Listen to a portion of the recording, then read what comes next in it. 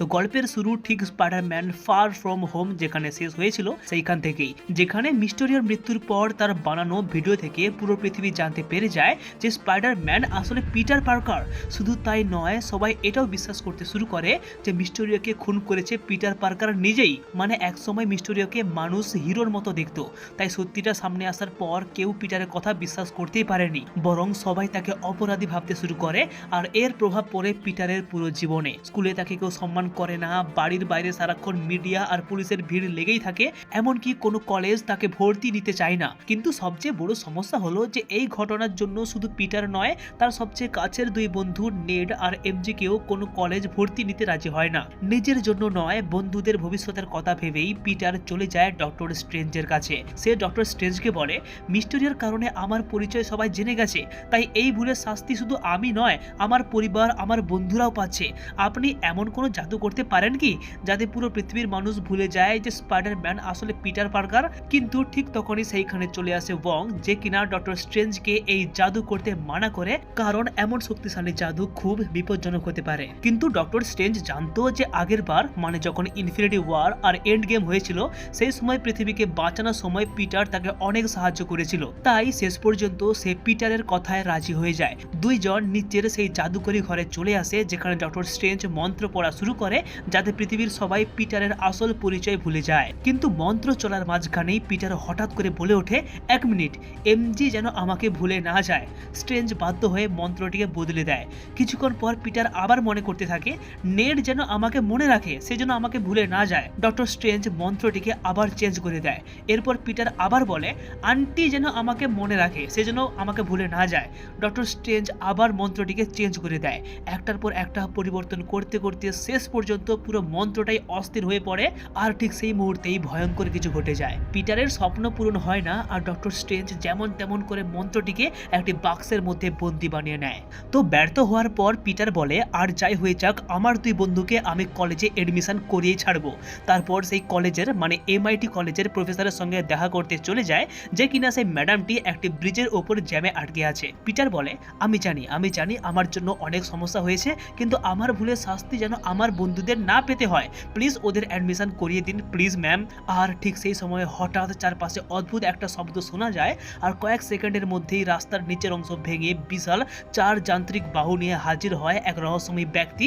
তিনি আর কেউ নন, বহু পুরনো সেই আইকনিক ভিলেন ডক্টর অটো অক্টোভিয়াস। অক্টোভিয়াস প্রথমে পিটারকে দেখে মনে করে যে এই সেই স্পাইডারম্যান যার সঙ্গে সে আগে লড়াই করেছিল, কিন্তু কয়েক মুহূর্তের মধ্যেই সে বুঝতে পেরে যায় যে না, এই ছেলে কিন্তু তার পরিচিত সেই স্পাইডারম্যান নয়। আর এই লড়াইয়ের কিছুক্ষণ পর স্পাইডারম্যান অক্টোভিয়াসের টেন্টিকল গুলোকে নিজের কন্ট্রোলে নিয়ে নেয়। কিন্তু ঠিক তখনই সেইখানে ডক্টর স্ট্রেঞ্জ চলে আসে আর নিজের জাদু ব্যবহার করে অক্টোভিয়াসকে বন্দি করে সরাসরি নিজের জাদুকরি কারাগারে নিয়ে যায়। এই ঘটনার পর সবাই ভীষণভাবে অবাক হয়ে যায় যে হচ্ছেটা কি। তখন ডক্টর স্ট্রেঞ্জ বলে যে মন্ত্র চলার সময় পিটারের বারবার বাধা দেওয়ার কারণেই মাল্টিভার্সের দরজা খুলে গেছে। অসংখ্য ভিন্ন ভিন্ন ইউনিভার্সের মধ্যে যারা জানতো যে পিটার পার্কারই হচ্ছে স্পাইডারম্যান, তারা এখন এই ইউনিভার্সে চলে আসছে। ডক্টর অক্টোভিয়াস তাদের মধ্যেই একজন। ডক্টর স্ট্রেঞ্জ আরও বলেন যে এইভাবে আরও অনেক বিপজ্জনক ভিলেন এই পৃথিবীতে আসতে পারে, তো সবাইকে খুঁজে বের করে তাদের আবার তাদের ইউনিভার্সে রিটার্ন পাঠাতে হবে। আর এই কাজের জন্য ডক্টর পিটারকে একটি জাদুকরি ডিভাইস দেয়, যে ডিভাইসটিকে ইউজ করে মন্ত্রের সাহায্যে যে কোনো ভিলেনকে বন্দি করে এই জাদুকরি কারাগারে নিয়ে আসা সম্ভব। পিটার বুঝতে পারে যে এত বড় কাজ সে একা করতে পারবে না, তাই নেড আর এমজি কেও নিজের সঙ্গে নিয়ে নেয়। আর তিনজনে মিলে সারাদিন বিভিন্ন ইনফরমেশন খুঁজতে থাকে যাতে অন্য কোনো ভিলেনদের লোকেশন জানা যায়। তারা দেখতে পায় যে এই শহরের একটি পরিত্যক্ত এলাকায় প্রচন্ড পরিমাণে বিদ্যুৎ দেখা যাচ্ছে, আর হতেও পারে যে ওইখানে অন্য কোনো ইউনিভার্সের কোনো ভিলেন রয়েছে। তাই খবর পাওয়ার সঙ্গে সঙ্গেই পিটার পার্কার সেইখানে পৌঁছে যায়। আর সেইখানে গিয়ে দেখতে পায় একজন ব্যক্তি কারেন্টের তারের ওপর বিশাল ইলেকট্রিক পাওয়ার নিয়ে দাঁড়িয়ে আছে, যাকে এই কাহিনীতে ইলেকট্রো নামে ডাকা হয়। পিটারকে দেখেই ইলেকট্রো কোনো কথা না বলে সরাসরি তার উপর অ্যাটাক করে, কিন্তু ঠিক সেই মুহূর্তেই স্যান্ডম্যান নামের আর একজন ভিলেন পেছন থেকে চলে আসে আর স্পাইডারম্যানের সঙ্গে মিলে ইলেকট্রোকে আটকানোর চেষ্টা করে। লড়াইয়ের মাঝে স্যান্ডম্যান অবাক হয়ে পিটারকে জিজ্ঞেস করে, তুমি কে আর আমি এইখানে এলাম কি করে? সবকিছু বুঝিয়ে বলবো, কিন্তু তার আগে আমাকে ওকে আটকাতে সাহায্য করো। অ্যান্ড ফাইনালি পিটার ডক্টর স্ট্রেঞ্জের দেওয়া সেই জাদুকরি ডিভাইসটিকে ইউজ করে ইলেকট্রোকে বন্দি করে সরাসরি জাদুকরি কারাগারে পাঠিয়ে দেয়। আর এইদিকে ডক্টর স্ট্রেঞ্জও আর একজন ভিলেন লিজার্ডকে ধরে নিয়ে আসে। আর যদি তোমরা দ্য অ্যামেজিং স্পাইডারম্যান দেখে থাকো তাহলে কিন্তু সেইখানে এই লিজার্ড ছিল মেন ভিলেন। তো যাই হোক, এখন সেই জাদুকরী কারাগারে বন্দী আছে ডক্টর অক্টোভিয়াস, ইলেকট্রো এবং লিজার্ড আর স্যান্ডম্যান। এখন শুধু আর একজন বাকি, তার নাম নরম্যান অসবর্ন, অর্থাৎ সেই ভয়ঙ্কর গ্রিন গবলিন। কিন্তু নরম্যানের অবস্থা ছিল একদমই আলাদা। তার ভিতরে যেন দুইজন মানুষ বাস করত, একজন সাধারণ ভদ্র ব্যবসায়ী নরম্যান আর অন্যজন গ্রিন গবলিন, যে সবকিছু ধ্বংস করে দিতে চায়। এরপর নরম্যান অসবর্ন পিটার পার্কারের আন্টির কাছে চলে আসে আর বলে যে সেই এই গ্রিন রঙের দানবের সঙ্গে আর থাকতে চায় না। কিছুক্ষণ পর পিটার এখানে চলে আসে আর তাকে বলে যে আমি আপনাকে সাহায্য করব যাতে আপনি আবার নরমাল মানুষের মতো হয়ে যেতে পারেন। এরপর পিটার পার্কার নরম্যানকে নিয়ে ডক্টর স্ট্রেঞ্জের সেই জাদুকরী কারাগারে নিয়ে যায়, যেখানে অন্যান্য ভিলেনদের সঙ্গে দেখা হওয়ার পর সবাই বুঝতে শুরু করে যে তারা সবাই ভিন্ন ভিন্ন ইউনিভার্স থেকে এসে গিয়ে এইখানে ফেসে গেছে। ডক্টর অক্টোভিয়াস নরম্যানকে দেখে অবাক হয়ে বলে, কিন্তু তুমি তো মারা গিয়েছিলে। আর নরম্যানও একইভাবে অবাক হয়ে তার দিকে তাকায়। আর কথা বলতে বলতেই তারা বুঝতে পেরে যায় যে নিজেদের ইউনিভার্সে মৃত্যুর ঠিক আগের মুহূর্ত থেকেই তারা এই মহাবিশ্বে চলে এসেছে। অর্থাৎ তারা যদি আবার নিজেদের দুনিয়াতে ফিরে যায় তাহলে তাদের মৃত্যু কনফার্ম। এই ব্যাপারটা শুনে পিটার পার্কারের মাথায় পুরো হাত পড়ে যায়। সে ডক্টরকে বলে ওদের এইভাবে মৃত্যুর মুখে ঠেলে দেওয়া কিন্তু ঠিক হবে না, আমরা যদি ওদের বাঁচানোর কোনো উপায় বের করতে পারি। কিন্তু ডক্টর স্ট্রেঞ্জের উত্তর ছিল একেবারে স্পষ্ট, ওরা যে ইউনিভার্স থেকে এসে ওদের সেখানেই ফিরে যেতে হবে, ওদের ভাগ্য বদলানোর অধিকার আমাদের নেই। কিন্তু পিটার পার্কার এই কথা মানতে একেবারেই নারাজ। আর এই মতের অমিল থেকে শুরু হয় পিটার আর ডক্টর স্ট্রেঞ্জের মধ্যে এক ভয়ানক যুদ্ধ। ডক্টর স্ট্রেঞ্জ যখন ভিলেনদের নিজেদের মহাবিশ্বে ফিরিয়ে পাঠানোর জন্য জাদু ব্যবহার করতে যাচ্ছিল, ঠিক তখনই পিটার পার্কার তাকে বাধা দেয়। পিটারের একটাই কথা, এদের যদি এখন ফিরিয়ে দেওয়া হয় তাহলে কিন্তু ওরা সবাই নিজেদের দুনিয়াতে গিয়ে মারা যাবে, তাই তাদের আগে সুস্থ করে নর্মাল মানুষ বানানোর চেষ্টা করা উচিত। তার মতে মাল্টিভার্সের ভারসাম্যকে বজায় রাখতে হলে প্রত্যেকে নিজেদের দুনিয়াতে ফিরে যেতেই হবে। কিন্তু শেষ পর্যন্ত দুইজনের মধ্যে তুমুল লড়াই শুরু হয়ে যায় আর পিটার সেই জাদুকরী বাক্সটাকে নিয়ে পালানোর চেষ্টা করে। ডক্টর সঙ্গে সঙ্গেই তাকে মিরর ডাইমেনশনে নিয়ে যায়, যেখানে দুইজনের মধ্যে শুরু হয় দুর্দান্ত এক লড়াই। ডক্টর নিজের জাদু দিয়ে চারপাশের পুরো জগৎটাকেই বদলে ফেলতে থাকে। রাস্তা, বিল্ডিং সবকিছু মুহূর্তের মধ্যে অসম্ভব সব আকৃতি নিতে শুরু করে। কিন্তু পিটার হঠাৎ বুঝতে পারে যে আরে এই পুরো জায়গাটা আসলে জ্যামিতিক আর গণিতের নিয়মে তৈরি।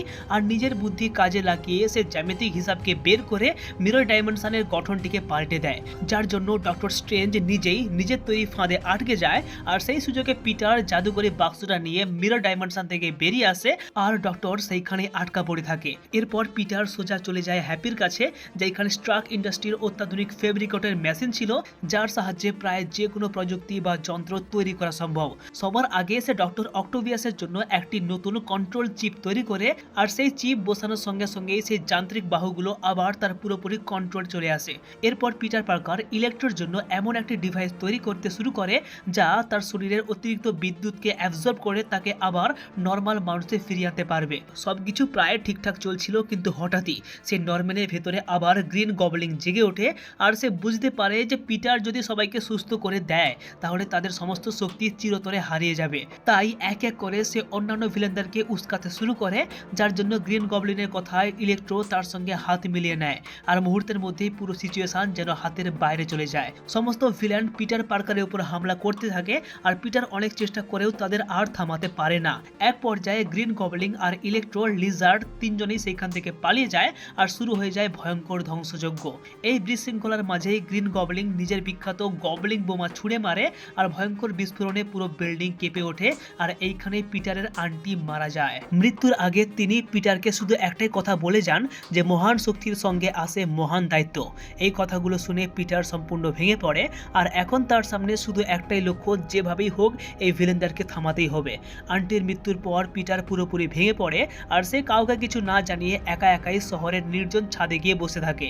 মিনওয়াইল নেড আর এমজি বুঝতে পারে যে এই মুহূর্তে পিটারের সবচেয়ে বেশি প্রয়োজন তাদের, কিন্তু তারা জানেই না যে পিটার কোথায় আছে। ঠিক তখনই নেডের হাতে ডক্টর স্ট্রেঞ্জের স্লিং রিং চলে আসে আর মজা করেই সেই রিংটাকে ইউজ করে পিটারকে খুঁজে বের করার চেষ্টা করতে থাকে। আর অবিশ্বাস্যভাবেই তার সামনে একটা পোর্টাল খুলে যায়, কিন্তু পোর্টালের ভেতর থেকে বেরিয়ে আসে এমন একজন যাকে দেখে নেড আর এমজি দুজনে হতবাক। আর এই কাহিনীতে এন্ট্রি হয় অ্যান্ড্রু গারফিল্ড, পিটার পার্কার।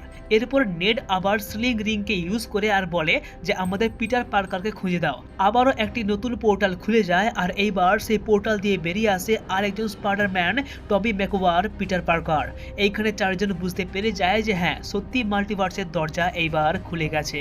টবি আর অ্যান্ড্রু দুজনেই জানতে পারে যে এই পৃথিবী পিটার পার্কার ভয়ঙ্কর মানসিক অবস্থার মধ্য দিয়ে যাচ্ছে, তাই তারা নেড আর এমজিকে সঙ্গে নিয়ে তাকে খুঁজতে বেরিয়ে যায়। তারপর তিনজন স্পাইডারম্যান প্রথমবারের মতো একে অপরের সম্মুখীন হয়, আর শুরুতে সবাই একে অপরকে অবাক হয়ে দেখছিল। তারপর ধীরে ধীরে তারা নিজেদের পরিচয় দেয়। তিনজনের নামই পিটার পার্কার, তিনজনই স্পাইডারম্যান, শুধু তারা এসেছে তিনটি আলাদা মহাবিশ্ব থেকে। টবি জানায় সেও নিজের জীবনের অনেক প্রিয় মানুষকে হারিয়েছে। অ্যান্ড্রু গারফিল্ড বলে যে হ্যাঁ, সেও তার গার্লফ্রেন্ডকে হারিয়েছে। এই কথাগুলো শুনে পিটার আবার নিজের ভেতরে সাহস ফিরে পায়, আর তারা সিদ্ধান্ত নেয় যে প্রত্যেক ভিলেনকে সুস্থ করে আবার মানুষ বানানোর চেষ্টা করবে। তিনজন মিলে আবার নতুন করে সব অ্যান্টিডোট তৈরি করতে শুরু করে, যেখানে অ্যান্ড্রু লিজার্ড এবং ইলেকট্রোর চিকিৎসার দায়িত্ব নেয়, আর টবি ম্যাকওভার গ্রিন গবলিনের জন্য অ্যান্টিডোট তৈরি করতে শুরু করে। সব প্রস্তুতি শেষ হওয়ার পর তারা তিনজনেই চলে যায় স্ট্যাচু অব লিবার্টির কাছে। সেইখানেই তারা ভিলেনদের জন্য অপেক্ষা করতে থাকে, আর অন্যদিকে পাঁচজন ভিলেনও এক এক করে সেইখানে হাজির হয়। তারপর স্ট্যাচু অব লিবার্টির ওপরে শুরু হয় ভয়ঙ্কর এক যুদ্ধ। পাঁচজন ভিলেন একসঙ্গে ঝাঁপিয়ে পড়ায়। শুরুতে তিনজন স্পাইডারম্যান বেশ চাপে পড়ে যায়, কারণ তারা এর আগে কখনোই একসঙ্গে লড়াই করেনি, ফলে একজন আরেকজনের সঙ্গে ঠিকভাবে তাল মিলিয়ে কাজ করতে পারছিল না। তখন টবি বলে যে আরে আমরা তিনজনেই তো স্পাইডারম্যান, তাহলে আলাদা কেন? এইবার আলাদা নয়, একসঙ্গে লড়াই করি। এই কথার পর তিনজন একসঙ্গে পরিকল্পনা করে যুদ্ধ শুরু করে। প্রথমে তারা ইলেকট্রোকে আলাদা করে ফেলে, অ্যান্টিডট দিয়ে তার সমস্ত ইলেকট্রিক পাওয়ারকে কমিয়ে সাধারণ মানুষ করে দেয়। তারপর স্যান্ডম্যানের গায়ে অ্যান্টিডট লাগানো হয়, যার জন্য তার বালির দানবীয় শক্তি হারিয়ে গিয়ে নর্মাল মানুষ হয়ে যায়। কিছুক্ষণ পর লিজার্ডকেও মানুষে বদলে ফেলা হয়, কিন্তু অক্টোভিয়াস এইখানে স্পাইডারম্যানের পক্ষ নিয়ে লড়াই করেছিল। কিন্তু এইবার তাদের সামনে সবচেয়ে বড় চ্যালেঞ্জ সেই গ্রিন গবলিন। পিটার তাকে উত্তম মধ্যম মারতে থাকে, কারণ তার জন্যই তার আন্টি মারা গিয়েছে। আর এক পর্যায়ে এসে সে গ্রিন গবলিনকে পুরোপুরি মেরে ফেলতে যায়, কিন্তু ঠিক সেই মুহূর্তে টবি এসে তাকে থামিয়ে দেয়। তারপর গবলিনের শরীরে অ্যান্টিডট প্রয়োগ করতেই তার দানবীয় রূপ হারিয়ে যায়। নরম্যান অসবর্ন আবার আগের মতো স্বাভাবিক মানুষে ফিরে আসে।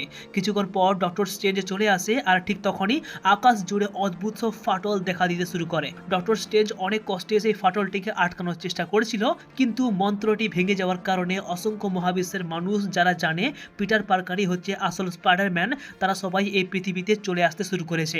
পরিস্থিতি এতটাই ভয়ঙ্কর হয়ে যায় যে সেই ফাটলটিকে আর আটকে রাখা সম্ভব হচ্ছিল না। তখন পিটার এসে ডক্টর স্ট্রেঞ্জকে বলে যে সবকিছু ঠিক করার একটাই উপায় আছে, এমন একটা মন্ত্র পড়ুন যাতে পুরো পৃথিবীর সবাই আমাকে ভুলে যায়, কেউ যেন মনে না রাখে যে আমি হলাম পিটার পার্কার। ডক্টর স্ট্রেঞ্জ জানতো যে এই মন্ত্র পড়লে পিটারের নিজের কাছের মানুষরাও তাকে ভুলে যাবে, তবুও পৃথিবীকে বাঁচানোর জন্য আর কোনো রাস্তা নেই।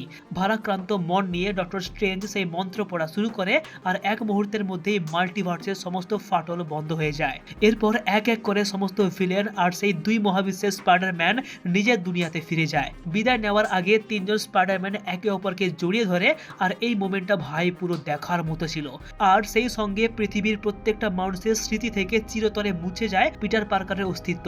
এরপর পিটার ঠিক করে যে সে এমজি আর নেডের সঙ্গে আবার দেখা করবে, কারণ মন্ত্র পড়ার আগে সে তাদের কথা দিয়েছিল যে সবকিছু আবার নতুন করে তাদেরকে বুঝিয়ে বলবে। তারপর সে একটি কফি শপে যায়, যেখানে তার দুইজন বেস্ট ফ্রেন্ড তাকে চিনতে পারছে না, কিন্তু এইখানে জানা যায় যে তার দুই বেস্ট ফ্রেন্ডের কলেজে অ্যাডমিশন হয়ে গেছে। সবকিছু শুনে পিটার তো বেশ খুশি, কিন্তু তার এমনটা মনে হয় যদি আবার আমি বলে দেই যে পিটার পার্কার আসলে স্পাইডারম্যান, তাহলে তাদের জীবন আবার বিপন্ন হতে পারে।